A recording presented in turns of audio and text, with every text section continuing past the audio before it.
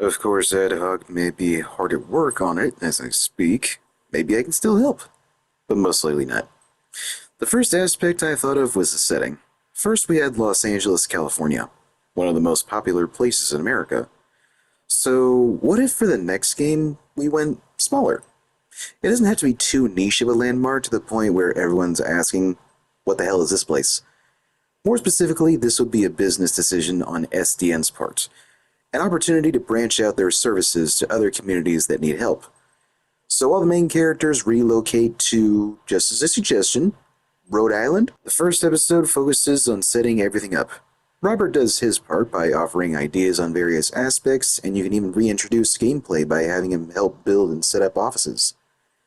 By this point, he can be going steady with Mandy or Vizzy, or maybe he's roommates with Chase and Royd. If you romanced Vizzy, you would both be living in a similar apartment, but more messy. Mandy's apartment would be more fancy, more clean, and rooming with the boys would just be chaos. With Chase in mind, he's still using Mandy's amulet, so that comes up as a part of the story. Similar to recreating the Astral Pulse, Mandy is trying to find a replacement amulet. Before she does, Royd and Robert helped build her a Mecha Woman suit. Smaller in scale, but with the added protection, because Robert's a sweetheart. Getting back to basics, Robert is tasked with getting in contact with some superheroes in the area. Also similar to Season 1, you come across many applicants who are worse for wear, so to speak. They all technically have something unique, but would be considered lame or stupid at first glance. One of the first difficult choices you will make is choosing between two heroes to add. Whoever you don't choose may become a villain later, or a really depressed homeless person. Depends on earlier interactions, of course. The new main villain should be someone who tries to take down SDN. No more HQ to send out heroes. No more dispatching.